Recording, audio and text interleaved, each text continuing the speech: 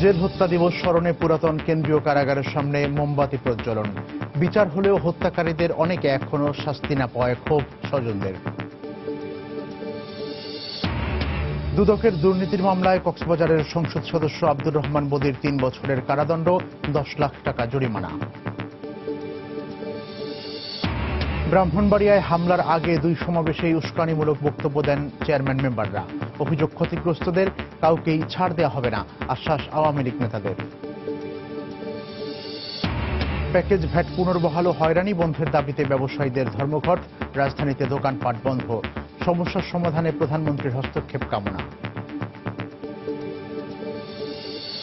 এবং মার্কিন নির্বাচনে জনপ্রিয়তার দৌড়ে সবশেষ জরিপে ট্রাম্প এগিয়ে থাকলেও তরুণ প্রজন্মের আস্থা নেই কারো প্রতি, তবে অভিজ্ঞতায় এগিয়ে রাখছেন হিলারিকে।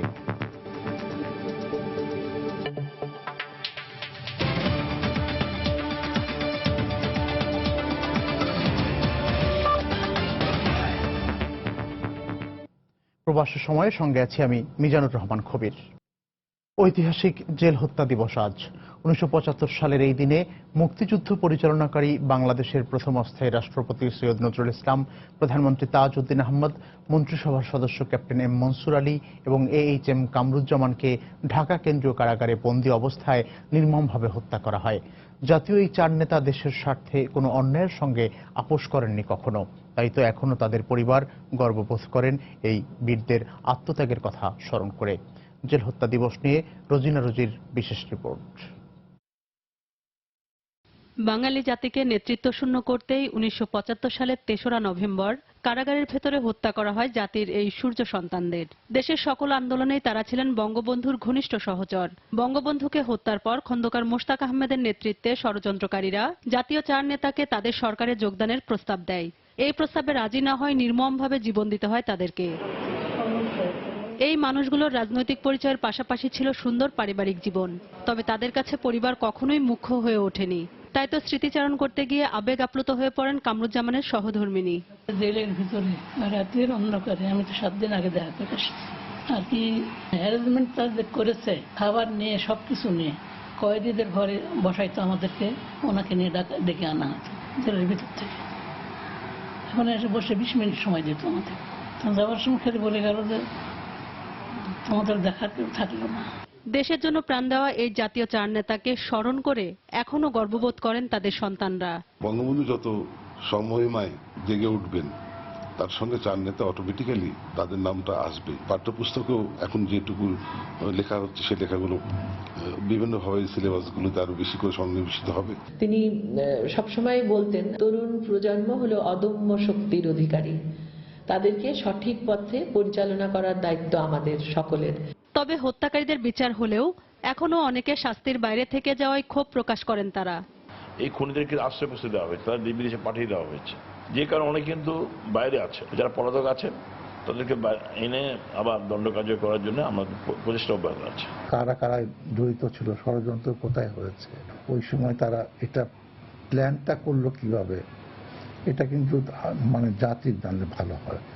নতুন প্রজন্মকে স্বাধীনতার সঠিক ইতিহাস জানাতে এবং তাদের স্মৃতি সংরক্ষণে জাতীয় 4 নেতার নামে জাদুঘর নির্মাণ সহ প্রয়োজনীয় পদক্ষেপ নেওয়ার আহ্বান জানান পরিবারের সদস্যরা। রোজিনা রুজি, সময় সংবাদ, ঢাকা। শহীদ জাতীয় 4 নেতার স্মরণে ঢাকা পুরাতন কেন্দ্রীয় কারাগারের সামনে মোমবাতি প্রজ্বলন ও নীরবতা পালন করা হয়েছে। রাত 12টা 1 মিনিটে কেন্দ্রীয় কারাগারে প্রদীপ প্রজ্বলন ও নীরবতা পালন করে আমরা মুক্তিযোদ্ধার সন্তান নামে একটি সংগঠন। এ সময় সংগঠনের পক্ষ থেকে দাবি করা হয়, দ্রুত 4 নেতাকে হত্যাকারী ঘাতকদের বিচারের রায় নিশ্চিত ও সর্বোচ্চ সাজা মৃত্যুদণ্ড কার্যকর করার। একই সঙ্গে বক্তারা মুক্তিযুদ্ধের চেতনা বাস্তবায়ন, অসাম্প্রদায়িক বাংলাদেশ গঠন এবং স্বাধীনতার সপক্ষের সব শক্তিকে এক হয়ে এই রায় বাস্তবায়নে কাজ করার আহ্বান জানান।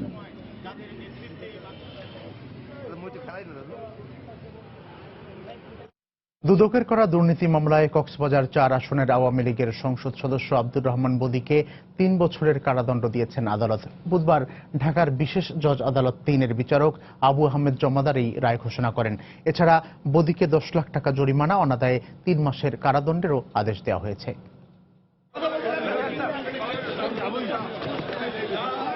নির্বাচন কমিশনে দাখিল করা সম্পদ বিবরণীতে তথ্য গোপন এবং অবৈধ সম্পদ অর্জনের অভিযোগে কক্সবাজার 4 আসনের আওয়ামী লীগের সংসদ সদস্য আব্দুর রহমান বদির বিরুদ্ধে 2014 সালে রমনা থানায় মামলা করে দুদক। মামলার এজাহারে বলা হয়, নির্বাচন কমিশনে জমা দেওয়া হলফনামায় বদি 10,86,81,000 টাকার মূল্যমানের সম্পদ গোপন করে মিথ্যা তথ্য দিয়েছেন। এছাড়া অবৈধভাবে অর্জিত সম্পদের ক্রয় মূল্য কম দেখিয়ে বিক্রয় মূল্য বেশি দেখানোর অভিযোগও আনা হয় তার বিরুদ্ধে। রাষ্ট্রপক্ষের 15 জন সাক্ষীর মধ্যে 13 জনের সাক্ষ্য গ্রহণ ও যুক্তিতর্ক শেষে বুধবার বদির উপস্থিতিতে রায় দেওয়া হলো। উনি দুদকে যে সম্পদ বিবরণী দাখিল করেছেন তাতে ওনার তথ্য সত্য ছিল না এবং মিথ্যা তথ্য ছিল এবং ভুয়া তথ্য ছিল। এই কারণে ওনাকে সেই মিথ্যা তথ্য প্রদান করার কারণে দোষী সাব্যস্ত করে ওনাকে 3 বছরের বিনাশ্রম কারাদণ্ড দিয়েছেন এবং 10 লক্ষ টাকা জরিমানা করেছেন এবং অনাদায়ে 3 মাসের কারাদণ্ড। যে বিষয়ে ওনার বিরুদ্ধে অভিযোগ, আদালত বলেছেন যে অভিযোগ প্রমাণিত হয় নাই, সে বিষয়ে যদি কমিশন সিদ্ধান্ত নেয় আপিল করার বিষয়, আমরা ইনশাল্লাহ অবশ্যই আপিল করব। তবে আব্দুর রহমান বদি ন্যায় বিচার পাননি দাবি করে তার আইনজীবীরা বলেছেন, এই রায়ের বিরুদ্ধে উচ্চ আদালতে আপিল করবেন তারা। উদ্দেশ্য প্রণোদিতভাবে সরকারকে বিব্রত করার জন্য কিংবা একজন সংসদ সদস্যের ভবিষ্যৎকে নষ্ট করার জন্য এই মিথ্যা মামলা দায়ের করেছে, যেটা অযৌক্তিক এবং অনভিপ্রেত। 2014 সালের অক্টোবরে এই মামলায় আত্মসমর্পণের পর কিছুদিন কারাগারেও ছিলেন আব্দুর রহমান বদি। সাদিকুর রহমান, সময় সংবাদ, ঢাকা। দুর্নীতিবাজ যতই প্রভাবশালী হোক তাকে আইনের আওতায় আনা হবে বলে জানিয়েছেন দুর্নীতি দমন কমিশনের চেয়ারম্যান ইকবাল মাহমুদ। বুধবার দুদক কার্যালয়ে সংবাদ সম্মেলনে দুদকের করা মামলায় আওয়ামী লীগের সংসদ সদস্য বদির সাজা বিষয়ে কথা বলতে গিয়ে তিনি একথা বলেন।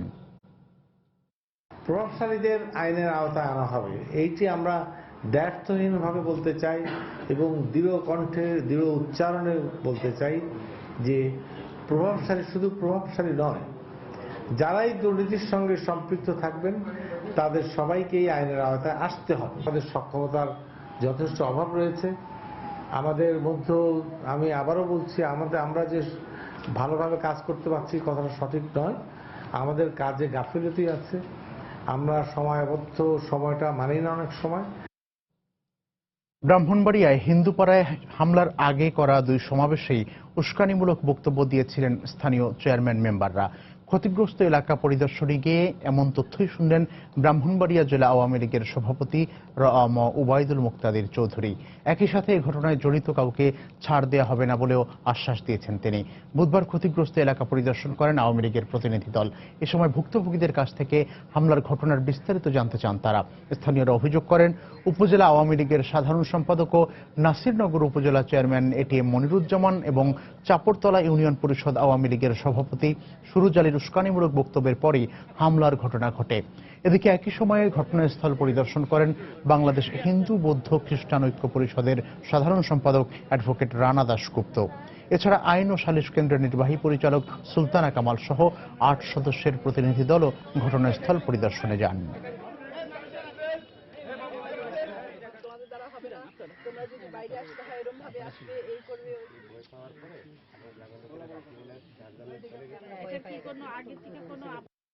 তারা বিভিন্ন নামে হয়তো এই কাজগুলি করছে, কখনো জঙ্গিবাদের নামে করছে, কখনো মৌলবাদের নামে করছে, কখনো সন্ত্রাস করে করছে, কিন্তু মূল লক্ষ্যটা একটা হিন্দু সম্প্রদায়ের উপরে আক্রমণ কেন হবে? এটা একটা পূর্ব পরিকল্পনার অংশ এবং সেই লক্ষ্যে অগ্রসর হচ্ছে। আমি ডাক দিই মাননীয় প্রধানমন্ত্রী, প্রশাসনের ভিতরে, দলের ভিতরে, দলের বাইরে যে সমস্ত শস্যার মধ্যে ভূত আছে সেগুলো বাইর করেন।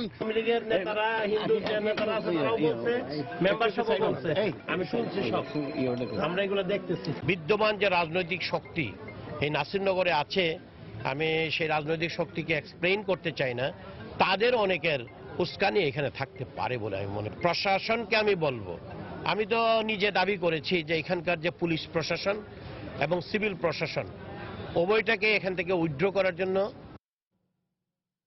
প্রবাসের সময় আরো থাকছে। রাজধানীর শ্যামপুরে বিআইডব্লিউটি এর উচ্ছেদ অভিযান, তবে মোটা অঙ্কের টাকা দিয়ে পার পেল অনেকেই, অভিযোগ ভুক্তভোগীদের।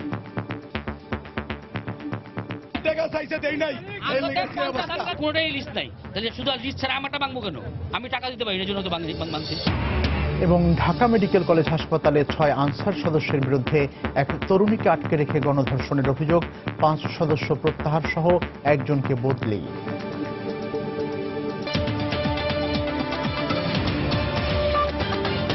পূর্বের প্যাকেজ ভ্যাট পুনর্বহাল করা সহ ভ্যাট নিয়ে চলমান সংকট নিরসনে প্রধানমন্ত্রীর হস্তক্ষেপ চেয়েছে ঢাকা মহানগর দোকান মালিক সমিতি। বুধবার সন্ধ্যায় সংবাদ সম্মেলন করে প্রধানমন্ত্রীর কাছে বিভিন্ন দাবি তুলে ধরেন ব্যবসায়ী নেতারা। এর আগে দোকানপাট বন্ধ করে বুধবার দিনব্যাপী ধর্মঘট পালন করেন তারা। কর্মসূচি পালনকালে দাবি আদায়ে 20 নভেম্বর থেকে লাগাতার আন্দোলন ধর্মঘট করারও হুঁশিয়ারি দেন ব্যবসায়ীরা। বুধবার সকাল থেকেই বন্ধ ঢাকা মহানগরের বিভিন্ন এলাকার প্রায় সব দোকানপাট। দোকানের সামনেই ব্যবসায়ীদের অবস্থান, দাবি পূর্বের প্যাকেজ ভ্যাট বহাল রাখার। আমি 1 থেকে 2% ব্যবসা করি, সেই জায়গায় আমাদেরকে 15% ভ্যাট দিচ্ছে।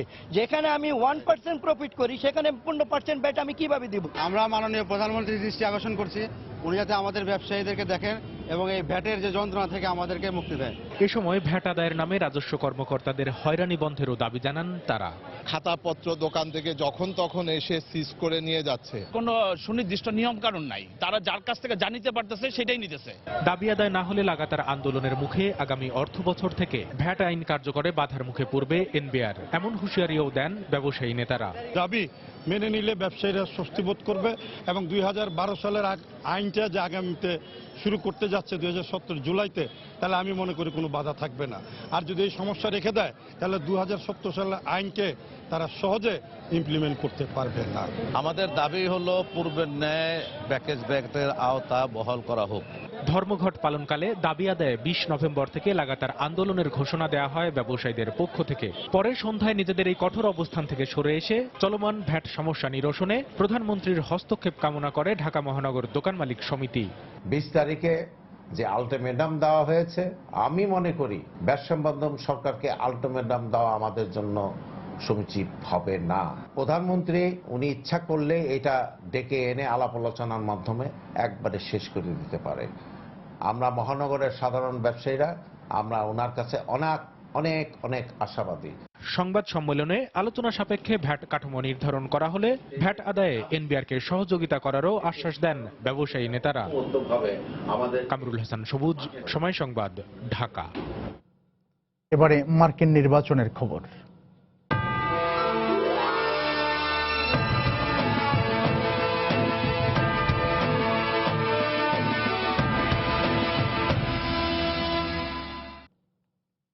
মার্কিন নির্বাচনে জনপ্রিয়তার দৌড়ে সবশেষ জরিপে ট্রাম্প এগিয়ে থাকলেও তরুণ প্রজন্মের আস্থা নেই কারো প্রতি। তবে অভিজ্ঞতায় তারা এগিয়ে রেখেছেন হিলারিকে। মার্কিন প্রেসিডেন্ট নির্বাচনী প্রচারণার সবশেষ খবর জানাতে বোস্টনে রয়েছেন তুষার আব্দুল্লাহ। আমরা এখন সরাসরি চলে যাচ্ছি তার কাছে। তুষার,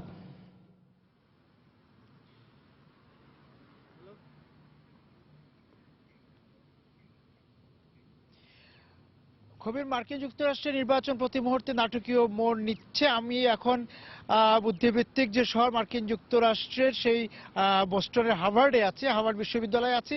এখান থেকে এই মুহূর্তে সর্বশেষ যে অবস্থা আমরা জানতে পারছি, শুনতে পারছি, সেটা হচ্ছে যে ডোনাল্ড ট্রাম্প বিভিন্ন অঙ্গরাজ্যের যে জরিপ আছে সেই জরিপে এগিয়ে গিয়েছে এবং কোথাও কোথাও সমান অবস্থানে আছে হিলারি ক্লিন্টন এবং ডোনাল্ড ট্রাম্প। কিন্তু এই যে হার্ভার্ডের যে শিক্ষার্থীরা আছে, বিভিন্ন দেশ থেকে আসা যে শিক্ষার্থীরা আছে এবং মার্কিন যুক্তরাষ্ট্রের যেই নাগরিকেরা আছে এবং তরুণ যে শিক্ষার্থী আছে মার্কিন যুক্তরাষ্ট্রের, তারা কিন্তু হিলারি এবং ডোনাল্ড ট্রাম্পকে খুব আলাদাভাবে কিছু দেখতে চান না।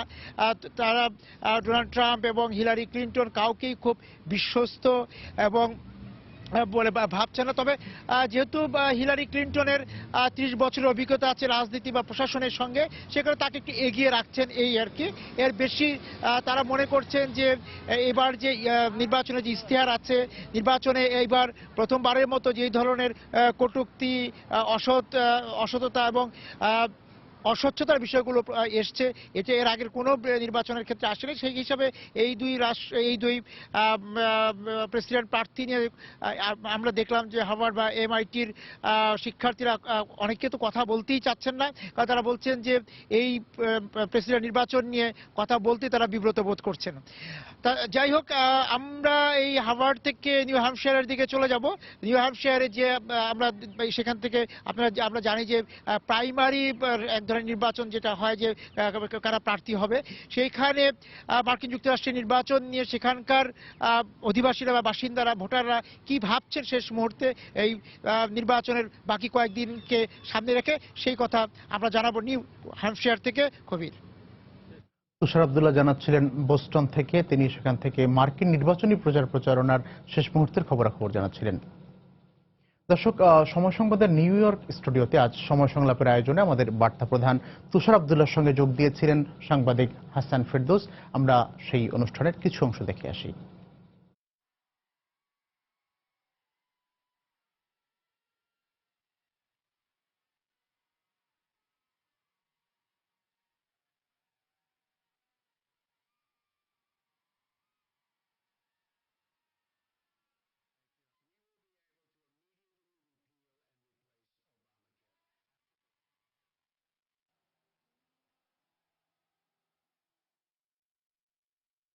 সময় সংলাপে নিউ ইয়র্ক স্টুডিওতে আমার সঙ্গে যোগ দিয়েছেন সাংবাদিক হাসান ফেরদৌস। আপনাকে স্বাগত সময় সংলাপে। মার্কিন যুক্তরাষ্ট্রের এই প্রেসিডেন্ট নির্বাচনে দেখা যাচ্ছে যে দুই তাঁবুতেই অস্বস্তি, যদিও ডোনাল্ড ট্রাম্পের তাঁবুতে আগে থেকেই ছিল, এখন হিলারি ক্লিন্টনের বা ডেমোক্রেট তাঁবুতেও অস্বস্তি দেখা দিয়েছে। এটাকে বলে অক্টোবর সারপ্রাইজ, আমেরিকান লেক্সিকনে বলা অক্টোবর সারপ্রাইজ। নির্বাচনের ঠিক আগে আগে হঠাৎ এমন কিছু ঘটানো যাতে নির্বাচনের ফলাফলই পাল্টে যায়। এই ঘটনা আগেও ঘটেছে। ইনফ্যাক্ট ডোনাল্ড ট্রাম্পের যে সেক্স টেপের স্ক্যান্ডালটা ঘটে সেটাও কিন্তু অক্টোবরের প্রথম তারিখে ঘটে, ফলে সেটাও এক অর্থে অক্টোবর সারপ্রাইজ। হিলারির ক্ষেত্রে যে ঘটনা ঘটেছে সেটা হচ্ছে যে এফবিআই নতুন করে তার ইমেইল নিয়ে তদন্ত শুরু করতে যাচ্ছে, কোনো রকমের বেআইনি কাজ হয়েছে কিনা অনুসন্ধানের জন্য। সমস্যা হলো যে কোনো বেআইনি কাজ তারা সন্ধান পায়নি, অনুসন্ধান মাত্র শুরু হয়েছে। এই অবস্থায় একটা চলমান অনুসন্ধানকে কেন রানিং কমিটির মতো এফবিআই প্রধানকে ঘোষণা করতে হবে, সেই নিয়ে প্রশ্ন উঠেছে। হ্যাচ অ্যাক্ট বলে একটি আইন আছে, যে আইনে স্পষ্ট করে বলা আছে যে নির্বাচনকে প্রভাবিত করে এমন কোনো রকমের ব্যবস্থা সরকারি কর্মকর্তারা নেবেন না। এবং সেই কারণে ডেমোক্রেটিক পার্টির সিনিয়র সেনেটর হ্যারি রিড সরাসরি বলেছেন যে যে কাজটা কমি করেছেন তা আইনের লঙ্ঘন। বিশেষ করে নির্বাচনে এত কাছে, 10 দিন আগে, 7-8 দিন আগে এরকম একটা ঘটনা নির্বাচনকে অবশ্যই প্রভাবিত করবে। এবং আমরা দেখতেও পাচ্ছি আমরা নির্বাচনী জরিপে যে একটা নেগেটিভ ইম্প্যাক্ট এর পড়ছে। তবে নজরটা একদিন ছিল ট্রাম্পের ওপরে, ট্রাম্পের সেক্স টেপ ইত্যাদি ইত্যাদি। নজরটা সরে গেল ট্রাম্প থেকে, এসে পড়লো এখন হিলারির উপরে। আমেরিকায় কিন্তু নির্বাচন মজা হচ্ছে যে শুধু বেশি ভোট পেলেই হবে না, আপনাকে মিনিমাম 270টি ইলেকট্রাল ভোট পেতে হবে। সব মিলে 538 ইলেকট্রাল ভোট আছে। নির্বাচক মণ্ডলের রায় পেতে হবে। হ্যাঁ, এই নির্বাচন মণ্ডল ভিন্ন জিনিস। আবার আমরা সবাই নির্বাচক, এরা সবাই নির্বাচক আমরা, কিন্তু যতগুলি সদস্য আছে কংগ্রেসে এবং তার সঙ্গে 3টে যোগ হয়েছে ওয়াশিংটন ডিসি থেকে, এই 538টি ইলেকট্রাল ভোট ভাগ করা হয়েছে বিভিন্ন রাজ্যগুলির মধ্যে। অনেকে বলে এটা আনডেমোক্রেটিক, আমি মনে করি না, এই কারণে যে যদি শুধুমাত্র বড় বড় রাজ্যগুলিতেই আপনি ক্যাম্পেইন করেন, মোট ভোটের হিসাবে কিন্তু আপনি জিতে দিতে পারেন। কিন্তু মনে করা যাক নেব্রাস্কা, তার হয়তো 2টো ইলেকট্রাল ভোট আছে, আপনার কি দরকার আছে সেখানে যাবার? কোনো প্রয়োজন তো নেই। কিন্তু প্রয়োজনটা বোঝানোর জন্যই আপনাকে বাধ্য করা হচ্ছে যে কাছাকাছি যখন নির্বাচন হবে, কন্টেস্ট খুব ক্লোজ হবে, তখন এই রাজ্যগুলোও কিন্তু আপনার জন্য গুরুত্বপূর্ণ হয়ে পড়বে। সে কারণে যাতে করে প্রার্থীরা ছোট রাজ্যগুলি ভুলে না যান, সেজন্য এই ব্যবস্থাটা করা। তরুণদের সংখ্যা কত? আন্ডার 1/3 ভোটার, কিন্তু আন্ডার 30 বছরের কম, এটা হচ্ছে 1/3 মূল ভোটের। তরুণদের সমস্যা হচ্ছে যে তরুণরা এক ধরনের আদর্শবাদিতায় ভোগে। আমি ভোগী বলছি আমি, এই কারণে তারা সবসময় খুব বাস্তবমুখী হয় না। তারা পরিবর্তন চায়, তারা সততা দেখতে চায়, তারা বিশ্ব বন্ধুত্ব দেখতে চায়, কিন্তু রিয়েল পলিটিক্সটা কিন্তু এই সমস্ত আদর্শবাদিতা দিয়ে চলে না। এবং সে কারণেই বার্নি স্যান্ডার্সের মতো একজন অতি বামপন্থী, নিজেকে যিনি প্রকাশ্যে বলেন আমি সোশ্যালিস্ট, যিনি কথা বলেন যে আমি চাই single pair insurance, health insurance হবে, পশ্চিম ইউরোপের মতো সুইডেন বা ডেনমার্কের মতো হবে ব্যবস্থা, যার ফলে আপনার আয়কর, ইনকাম ট্যাক্স অনেক বেড়ে যাবে। তারা কিন্তু সবাই চাইছিল বার্নি স্যান্ডার্সকে, কিন্তু আলটিমেটলি কে জিতলো? যে কিনা অনেক বেশি প্র্যাকটিক্যাল, অনেক বেশি প্র্যাগম্যাটিক, বাস্তবমুখী হিলারি ক্লিন্টন। অন্য কারণ আছে, তার পেছনে ইস্টাবলিশমেন্ট পুরোপুরি ছিল, স্যান্ডার্সের পক্ষে ছিল না। ফলাফল যাই হোক, ট্রাম্প আসুক, সেই হোয়াইট হাউসের ট্রাম্প যান আর হিলারি যান, পরিবর্তন আসছে না। ড্রামাটিক পরিবর্তন আসবে না, নাটকের পরিবর্তন হবে। যেমন আমি একটা এক্সাম্পল দিই, বুশ সাহেব যখন ক্ষমতা এলেন আমরা তো ভয়ে অস্থির কি হবে, কিন্তু কি হয়েছে? ইরাক যুদ্ধ হয়েছে বটে, একটা বড় একটা ঘটনা ঘটেছে ইরাক যুদ্ধ একটা। এর বাইরে সাধারণ মানুষ এদেশের অথবা আমাদের দেশের এমন কি পরিবর্তনের সম্মুখীন হয়েছি আমরা যে আমরা ভাববো যে একটা সর্বনাশ হয়ে গেল? একই কথা আমি মনে করি যে ট্রাম্প যদি আসেন, I don't want him to come, যদি আসেন তাহলে আমি মনে করি না যে আমাদের সন্ত্রস্ত হবার, উদ্বিগ্ন হওয়ার কারণ আছে, সন্ত্রস্ত হওয়ার কোনো কারণ আছে বলে মনে করি না আমি। আপনাকে অনেক ধন্যবাদ আজকে আমাদের সঙ্গে এই নিউ ইয়র্ক স্টুডিওতে যোগ দেওয়ার জন্য। 7 নভেম্বর বিএনপির জনসভাকে কেন্দ্র করে সরকার এখন থেকেই প্রতিবন্ধকতা সৃষ্টির চেষ্টা করছে বলে অভিযোগ করেছেন দলের মহাসচিব মির্জা ফখরুল ইসলাম আলমগীর। বুধবার রাজধানীর নয়াপল্টনে বিএনপির কেন্দ্রীয় কার্যালয়ে এক যৌথ সভা শেষে তিনি অভিযোগ করেন। এ সময় সরকার গণতন্ত্রের প্রতি শ্রদ্ধাশীল হলে বিএনপির সমাবেশে বাধা সৃষ্টি করবে না বলেও আশাবাদ ব্যক্ত করেন মির্জা ফখরুল। সরওয়ার্দী উদ্যানে সমাবেশের আয়োজন করছি, আশা করছি অনুমতি পেয়ে যাব। কিন্তু দুর্ভাগ্যের কথা, ইতিমধ্যে আওয়ামী লীগের কয়েকজন নেতা তারা বিভিন্ন বক্তব্যের মধ্য দিয়ে যে কথাগুলো বলেছেন তাতে এটাই প্রমাণিত হয় যে দুর্ভাগ্যজনকভাবে তাদের ভাষা হচ্ছে স্বৈরাচারী ভাষা এবং তারা এক দলীয় দৃষ্টিভঙ্গিতেই তারা এখনো রাজনীতিকে দেখছেন। বিএনপি জামায়াত সহ যে চক্র দেশকে নেতৃত্ব শূন্য করার ষড়যন্ত্র করছে তাদের বিরুদ্ধে জনগণকে ঐক্যবদ্ধ হওয়ার আহ্বান জানিয়েছেন বাণিজ্যমন্ত্রী তোফায়েল আহমেদ। বুধবার রাজধানীর ডিপ্লোমা ইঞ্জিনিয়ার্স ইনস্টিটিউশনে জেল হত্যা দিবস উপলক্ষে আয়োজিত আলোচনা সভায় এ আহ্বান জানান তোফায়েল আহমেদ। বঙ্গবন্ধু রক্তের উত্তরাধিকার কেউ যেন আর রাষ্ট্র পরিচালনার দায়িত্ব লাভ করতে না পারে এবং যাতে আওয়ামী লীগের নেতৃত্ব যাতে দিতে না পারে সেই জন্য কারাগারের অন্ধকার প্রকোষ্ঠে সভ্যতা সমস্ত ইতিহাস ম্লান করে 4 যাত্রীদের হত্যা করা হয়েছে। আমাদের এই অগ্রযাত্রাকে বানচাল করার জন্য এখনো ষড়যন্ত্র চলছে। অনেকবার বঙ্গবন্ধু কন্যাকে হত্যা করার চেষ্টা করা হয়েছে।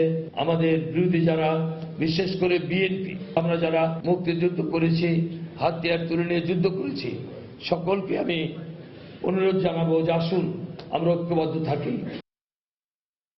রাজধানীর শ্যামপুরে বুড়িগঙ্গা নদীর তীরে কয়েক লাখ টাকার বিনিময়ে অবৈধ দখলদারদের উচ্ছেদ না করার অভিযোগ উঠেছে বিআইডব্লিউটি এর 2 জন ঊর্ধ্বতন কর্মকর্তার বিরুদ্ধে। বুধবার ওই এলাকায় সরকারি জমিতে গড়ে ওঠা একটি ট্রাক স্ট্যান্ড ও কয়েকটি অফিস উচ্ছেদ করতে গেলে এমন অভিযোগ করেন ট্রাক শ্রমিক ও স্থানীয়রা।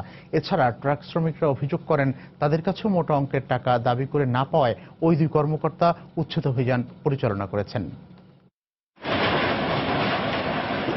বুধবার সকালে বুড়িগঙ্গা নদীর তীরে শ্যামপুর লঞ্চঘাটের জন্য নির্ধারিত জায়গায় অবৈধভাবে গড়ে ওঠা ট্রাক শ্রমিকদের কয়েকটি অফিস উচ্ছেদ করে বিআইডব্লিউটি এর নির্বাহী ম্যাজিস্ট্রেট। তবে এই উচ্ছেদ অভিযান নিয়ে নানা অভিযোগ তোলেন ট্রাক শ্রমিক ও স্থানীয় বাসিন্দারা। তাদের দাবি, গুলজার আলী ও শহীদুল্লাহ নামে বিআইডব্লিউটি এর 2 ঊর্ধ্বতন কর্মকর্তা কয়েক লাখ টাকার বিনিময়ে আশপাশের দখলদারদের উচ্ছেদ করছে না। রিপন নামে একটা ব্যবসায়ী আছে, সসংঘাট হইতে শ্যামপুর পর্যন্ত সম্পূর্ণ উনি এই গোলদার সাহেবের মাধ্যমে টাকাগুলি বিভিন্ন লেনদেন করে।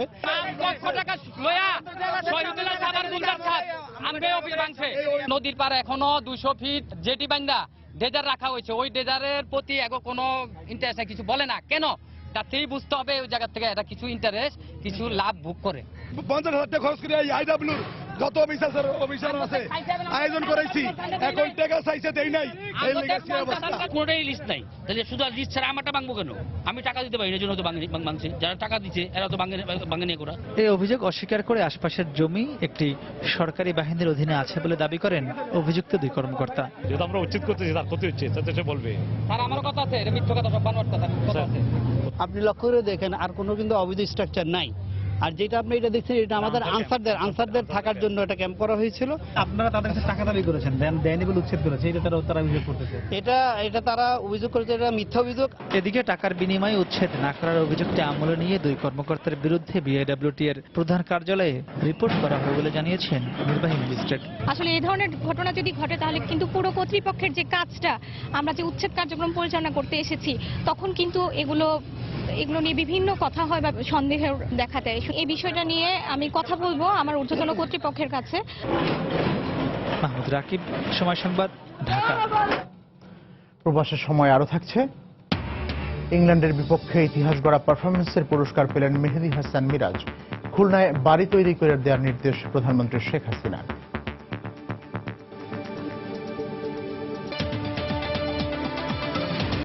রংপুরে একটি বেসরকারি নার্সিং ইনস্টিটিউটের দুই শিক্ষার্থীকে গণধর্ষণের মামলায় প্রধান আসামি আলমগীরের 5 দিনের রিমান্ড মঞ্জুর করেছেন আদালত। বুধবার জেলা চিফ জুডিশিয়াল ম্যাজিস্ট্রেট আদালতের বিচারক শফিউল আলম এই আদেশ দেন। এর আগে তাকে আদালতে তুলে 10 দিনের রিমান্ড আবেদন করে পুলিশ। শুনানি শেষে 5 দিনের রিমান্ড মঞ্জুর করে আদালত আদেশ দেন। পুলিশ জানায়, মঙ্গলবার রাতে দুই শিক্ষার্থী 5 জনের বিরুদ্ধে মামলা করার পর আলমগীরকে গ্রেফতার করা হয়।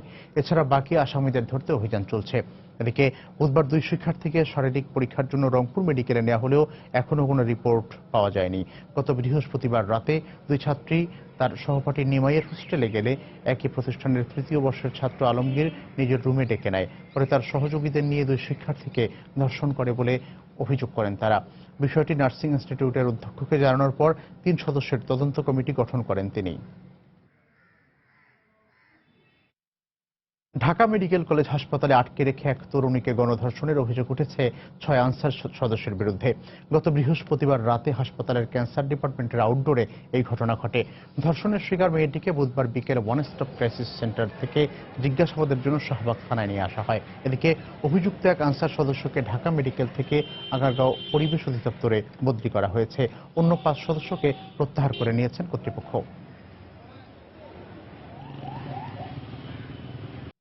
আয়কর মেলার প্রথম দিনে এনবিআর অনলাইনে ই রিটার্ন দাখিলের ব্যবস্থা উদ্বোধন করলেও করদাতারা রিটার্ন দাখিল করতে পারছেন না। সার্কেল থেকে ইউজার পাসওয়ার্ড নেয়ায় আগ্রহীদের আগের মতোই ম্যানুয়ালি রিটার্ন দাখিল করতে হচ্ছে। তবে মেলায় ঝামেলা ছাড়া সহজে কর দিতে পেরে দ্বিতীয় দিনেও সন্তুষ্ট করদাতারা। এদিকে গত বছরের তুলনায় এবার প্রথম দিনে ই-টিন রেজিস্ট্রেশন ও কর সংগ্রহের পরিমাণ অনেক বেড়েছে বলে জানিয়েছেন এনবিআর চেয়ারম্যান। বিস্তারিত জানাচ্ছেন হাজেরা শিউলি। আয়কর মেলার দ্বিতীয় দিনে বিভিন্ন পেশার নতুন করদাতাদের উপস্থিতিও ছিল চোখে পড়ার মতো। তবে মেলায় অনলাইনে আয়কর রিটার্ন দাখিলের জন্য ই ফাইলিং বুথে করদাতারা ভিড় করলেও হতাশ হয়ে ফিরতে হয়েছে তাদের। এনবিআর এর কর্মকর্তারা জানান, কিছু সীমাবদ্ধতার কারণে প্রথম পর্যায়ে মেলায় অনলাইনে রিটার্ন দাখিল সম্ভব হচ্ছে না। ল্যাপটপ সাথে নিয়ে আসছিলাম যে অনলাইনে দিয়ে দিব, হয়তো ইউজার আইডি পাসওয়ার্ড এখান থেকে নিয়ে, কিন্তু হলো না। সব ডকুমেন্ট নিয়ে আসছি, এখানে দিয়ে দিলে আমার একবারে অনলাইন চালু হয়ে যাবে, সেটা হলো না। আমরা এই ইউজার আইডি এবং পাসওয়ার্ডটি জীবনে একবারের জন্য আমাদের অফিস থেকে নিতে বলছি। আমার যে সিস্টেমের যে সার্ভারের সাথে ডেডিকেটেড কতগুলো কম্পিউটার আমার সার্কেলগুলোকে করা, যাতে যেখান থেকে খুশি সেখান থেকে দিলে আপনার এটা হ্যাকিং হয়ে যেতে পারে। মেলায় একই ছাদের নিচে সব সেবা পেয়ে সন্তোষ প্রকাশ করেছেন করদাতারা। তবে সোনালী ব্যাংক ছাড়া অন্য ব্যাংকের সাথে ই পেমেন্ট সিস্টেম যুক্ত না হওয়ায় অধিকাংশ করদাতা অনলাইনে কর পরিশোধ করতে পারছেন না। সব সুবিধা এখানে আছে, বাইরে দৌড়াদৌড়ি করতে হয় না। যখন তাদের অফিসে যাই বিভিন্ন ধরনের আমাদের হয়রানির শিকার হতে হয়, এই জন্য এখানে হয়রানি করে না, ওরা উত্তম সেবা প্রদান করে। আমি ই পেমেন্টের মাধ্যমে দিতে চাচ্ছিলাম, বাট প্রবলেমটা হচ্ছে আমি যে ব্যাংকের মাধ্যমে ট্রানজাকশনটা করব তার সেই সুবিধাটা এখানে নাই। মেলা পরিদর্শনে এসে এনবিআর চেয়ারম্যান বলেন, প্রথম দিনে গত বছরের চেয়ে ইটিন গ্রহণ ও কর সংগ্রহ অনেক বেড়েছে। ইটিআইএন নেওয়ার ব্যাপারে প্রবৃদ্ধি 80% বেশি। গতবার প্রায় 2400-এর মতো নেওয়া হয়েছিল, এবার 5000-এর মতো নতুন ইটিআইএন নেওয়া হয়েছে। টাকা যেটা আদায় করা হয়েছে এটা গতবার 151 কোটি টাকা হয়েছিল প্রথম দিকে, এবার এটা বেড়ে 192 কোটি টাকার মতো হয়েছে। করদাতাদের যথাযথ সেবা দিতে মেলায় রিটার্ন বুথ ও হেল্প ডেস্ক সহ 109টি বুথ রাখা হয়েছে। তবে রিটার্ন ফর্ম আরো সহজ করার আহ্বান করদাতাদের। হাজেরা শিউলি, সময় সংবাদ, ঢাকা। বাংলাদেশ কোস্ট গার্ডের জন্য ইতালি থেকে কেনা 4টি জাহাজের মধ্যে 2টি জাহাজ চট্টগ্রাম কোস্টগার্ড স্টেশনে পৌঁছেছে। বুধবার বন্দরে জাহাজ দুটি গ্রহণ করেন কোস্টগার্ড পূর্বাঞ্চলের কমান্ডার ক্যাপ্টেন শহীদুল ইসলাম। আগামী ডিসেম্বরে প্রধানমন্ত্রী শেখ হাসিনা জাহাজ দুটি আনুষ্ঠানিকভাবে কমিশনিং করবেন বলে জানিয়েছে কোস্টগার্ড। প্রায় 1 মাস আগে ইতালি থেকে ছেড়ে আসা সৈয়দ নজরুল ইসলাম ও তাজউদ্দিন আহমেদ নামের জাহাজ দুটি চট্টগ্রাম বন্দরে বহির্নোঙরে এসে পৌঁছায়। কোস্টগার্ড আরও জানায়, গভীর সমুদ্রে অভিযান পরিচালনায় দক্ষতা বাড়াতে 2015 সালের মার্চে 936 কোটি টাকা ব্যয়ে 4টি জাহাজ কেনার অনুমোদন দেয় একনেক। আমাদের যে বিশাল সমুদ্র এলাকা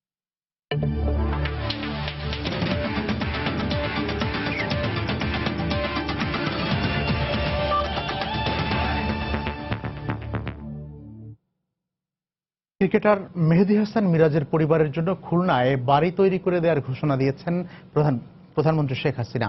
বুধবার বিকেলে প্রধানমন্ত্রীর প্রেস উইং থেকে পাঠানো এক প্রেস বিজ্ঞপ্তিতে বিষয়টি জানানো হয়েছে। বাড়ি তৈরির বিষয়ে প্রধানমন্ত্রীর কার্যালয় থেকে খুলনার জেলা প্রশাসনের সঙ্গে যোগাযোগ করা হয়েছে। কার্যালয় থেকে বলা হয়েছে, মিরাজের জন্য বাড়ি করে দেওয়ার জন্য জায়গা খুঁজতে, বাড়ি করার জন্য উপযুক্ত স্থান খুঁজে বের করে এই ব্যবস্থা নেবে স্থানীয় জেলা প্রশাসন। ইংল্যান্ডের বিপক্ষে ঐতিহাসিক টেস্ট সিরিজ জয়ে গুরুত্বপূর্ণ ভূমিকা পালন করেছেন মিরাজ। 19 উইকেট নিয়ে সিরিজ সেরার পুরস্কারও নিয়েছেন এই অলরাউন্ডার। মিরাজের জন্ম বরিশালের বাকেরগঞ্জে হলেও বাবার কর্মস্থলের সুবাদে পরিবারের সবাই খুলনায় বসবাস করেন। খালিশপুরের হাউজিং এস্টেটের বিআইডিসি রোডের নর্থ জোন বি ব্লকে ছোট্ট একটি বাসায় থাকেন মিরাজরা।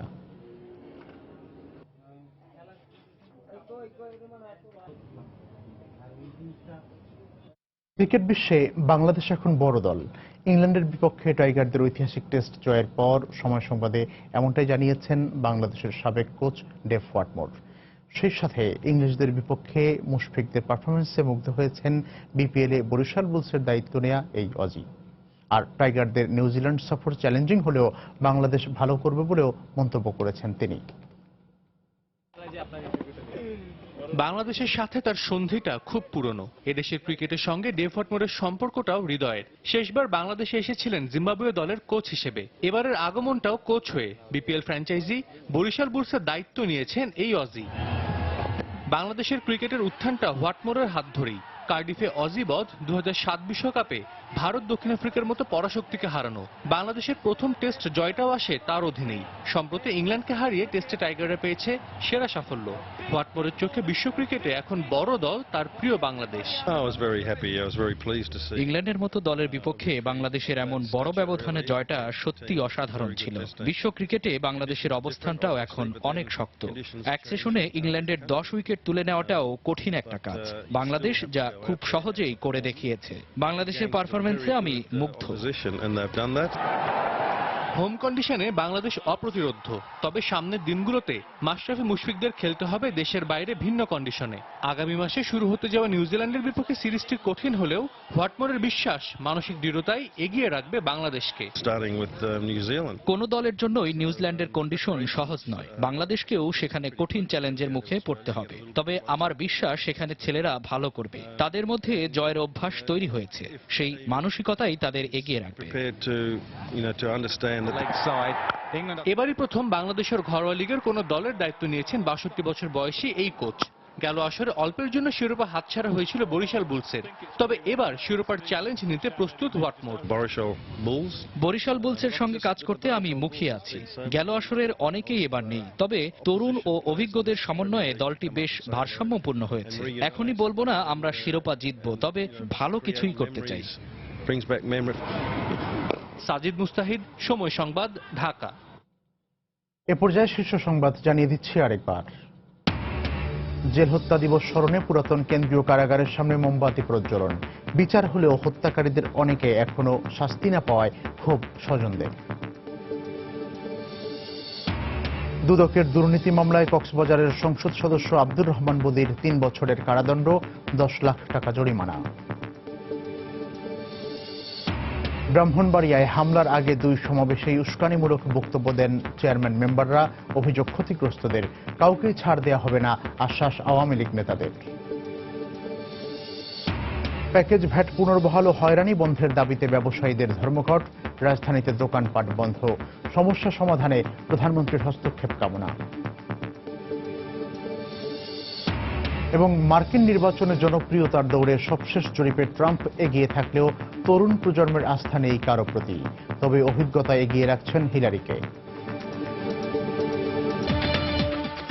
এই ছিল প্রবাসের সময়ে। যে কোনো খবর পেতে ভিজিট করুন সময়নিউজ.tv। যে কোনো বাংলা লিংক, রবি ও এয়ারটেল নম্বর থেকে সময় সংবাদের খবর, অনুষ্ঠান সূচি জানতে এবং যে কোনো তথ্য সময় সংবাদকে জানাতে ডায়াল করুন 16242 নম্বরে। এছাড়া এইমাত্র পাওয়া খবর আপনার মোবাইলে পেতে SMS করুন *BN লিখে পাঠিয়ে দিন 16242 নম্বরেই। সঙ্গে থাকুন সময়ের।